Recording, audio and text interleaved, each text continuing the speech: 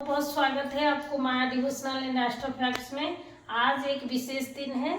आज 23 जून है। आज प्रदोष का व्रत भी है, शिवरात्रि का व्रत भी है और सोमवार भी है, आषाढ़ का सोमवार भी है।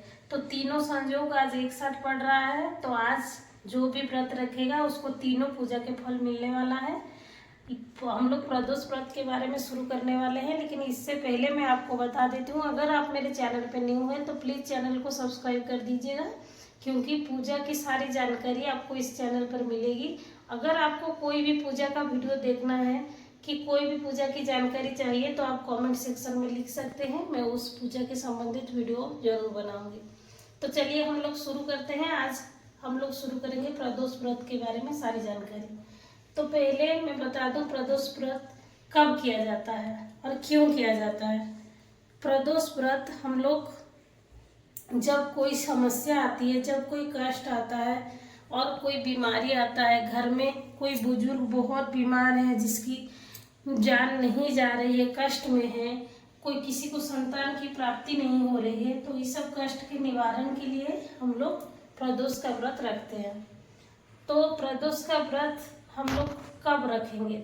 हर महीना की त्रयोदशी तिथि में हम लोग प्रदोष का व्रत रखेंगे।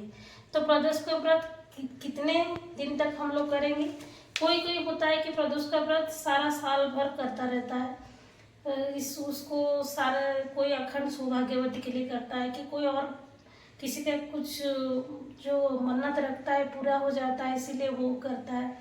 लेकिन अगर कोई आप मन्नत रख के कर रहे हैं तो आप इसको 11 कर सकते हैं, नहीं तो 26 कर सकते हैं। हर त्रयोदशी तिथि को आप इसको कर सकते हैं। तो फिर होता है कि क्या मान्यता क्या है प्रदोष व्रत का? प्रदोष व्रत का ये मान्यता है कि प्रदोष व्रत के दिन त्रयोदशी के तिथि के शाम के समय यह मान्यता है कि शिव जी कैलाश पर्वत में तांडव नृत्य करते हैं, खुशी से तांडव नृत्य करते हैं त्रयोदशी की शाम को। तो जब हम लोग प्रदोष व्रत शाम को पूजा करते हैं तो शिव जी जल्दी प्रसन्न हो जाते हैं। शिव जी तो ऐसे ही जल्दी प्रसन्न हो जाते हैं, तो इसीलिए प्रदोष का व्रत शाम को किया जाता है और त्रयोदशी तिथि को किया जाता है। तो फिर हम ये करेंगे कि प्रदोष का व्रत शाम को हम लोग करेंगे तो सुबह हम लोग कैसे पूजा करें। देखिए, हम लोग जैसे सुबह हम लोग जैसे जलाभिषेक करते हैं, जैसे हम लोग शिव जी को प्रसाद चढ़ाते हैं, कि जैसे हम लोग जो भी दिया दिखाते हैं, जैसे हम लोग नॉर्मली पूजा करते हैं वैसे ही करेंगे। प्रदोष व्रत में कुछ ऐसे विशेष पूजा नहीं किया जाता है। जैसे शिवलिंग हम घर पे रखते हैं, पूजा करते हैं, जैसे हम लोग रोज मंदिर जाते हैं पूजा करते हैं, प्रदोष व्रत भी ऐसे ही किया जाता है। सुबह आप ऐसे जैसे पूजा रोज करते हैं, जलाभिषेक करेंगे, उनको हम लोग श्रृंगार करेंगे, फल पुष्प अर्पण करेंगे, यही सब पूजा रोज होता है, वैसे ही करेंगे। सुबह भी करेंगे और शाम में बहुत जरूरी है। प्रदोष का व्रत शाम में ही किया जाता है, तो हम लोग शाम में भी दोबारा जैसे सुबह पूजा करेंगे शाम में भी वैसे ही पूजा। प्रदोष व्रत में हम लोग क्या क्या खा सकते हैं? प्रदोष व्रत में हम लोग दूध दही खा सकते हैं, सिंघड़ा आटा के हलवा खा सकते हैं, फिर हम जो आटा आता है, कुट्टे वाला आटा आता है, उसको हम लोग पूरी बना के खा सकते हैं। तो यही सब खा सकते हैं। और क्या नहीं खा सकते हैं हम लोग? जैसे चावल नहीं खा सकते, गेहूं नहीं खा सकते, और लाल मिर्च खास करके नहीं खा सकते। और ऐसे तो प्याज लहसुन तो कोई भी पूजा में नहीं खाया जा सकता। मीठे का आप कुछ भी सेवन कर सकते हैं।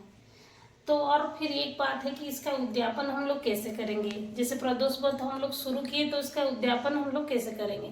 तो उद्यापन भी आपको त्रयोदशी तिथि में ही करना है। जैसे शुक्ल पक्ष की त्रयोदशी तिथि में आप प्रदोष व्रत शुरू कर रहे हैं तो आप उद्यापन मान लीजिए आप 11 त्रयोदशी तिथि को प्रदोष व्रत किए हैं, तो फिर आप जब 11वीं जब आपका हफ्ता होगा महीना में, जब आप इसको उद्यापन करेंगे तब भी त्रयोदशी तिथि में ही करिएगा। और उद्यापन आपको जैसे उद्यापन कर रहे हैं तो आप पंडित जी को दान दक्षिणा दीजिएगा, पंडित जी को हो सके तो खाना खिलाइएगा, घर में भजन कीर्तन करना है, शिव जी का हवन करना है, आरती करना है। ऐसे ही आपको उद्यापन में यही सब नियम आपको करना होगा।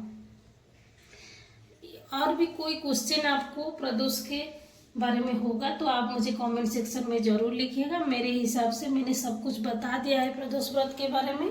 क्या खाना है क्या नहीं खाना है, कब आप इसको करेंगे और कब नहीं करेंगे, और क्यों ये व्रत किया जाता है, सभी मैंने आपको बता दिया है। तो कल विशेष तिथि है। और एक बात और है कि आप इसको कब शुरू कर सकते हैं। देखिए, आप इसको तो कभी भी जैसे शुक्ल पक्ष की त्रयोदशी तिथि में शुरू कर सकते हैं, लेकिन मान लीजिए कि आपको कब शुभ फल इसका ज़्यादा मिलेगा, तो इसी हिसाब से आप सावन के महीने में कर सकते हैं शुरू। अगर सावन के महीना में नहीं शुरू कर सकते तो आप लोग कार्तिक के महीना में इसको शुरू कर सकते हैं। ज़्यादा शुभ फल यही दोनों महीना में मिलता है।